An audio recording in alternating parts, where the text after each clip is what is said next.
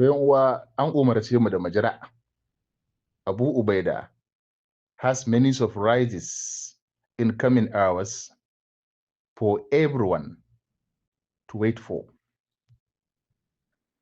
Babban jarumi Abu Ubaida ya ba da sanarwar cewa akwai abubuwan ban mamaki da za a gani nan da 'yan awanni masu zuwa. Kowa ya jira, kuma kowa ya ga me zai faru. Abin da za mu gani, muna sa ran mu ga jinaye na wa'annan tsinannin yana kwaranya.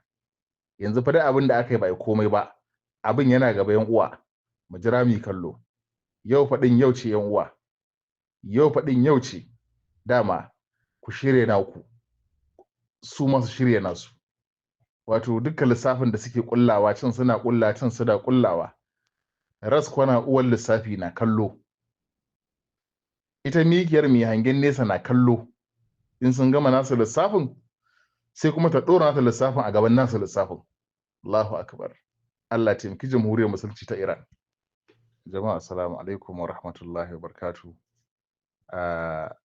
Yanzu jaridar Almayadin take ɗora wannan hoton irin yadda mutanen ƙasan Brigade suka samu nasarar fara kama sojojin Isra'ila. Yanzu fa kama su ake yan uwa. Kama su fa ake, ba ko wai kashewa a kashe, a'a kama su ake. Dama zuciyarsu cike take da wannan mummunan tsoro. To kama su yanzu ake yi. Kama su ake yi. Kama su ake yi. Kamar ɓeraye ake bin su ana kamawa. Ya Allah ka ƙara mana wannan izza.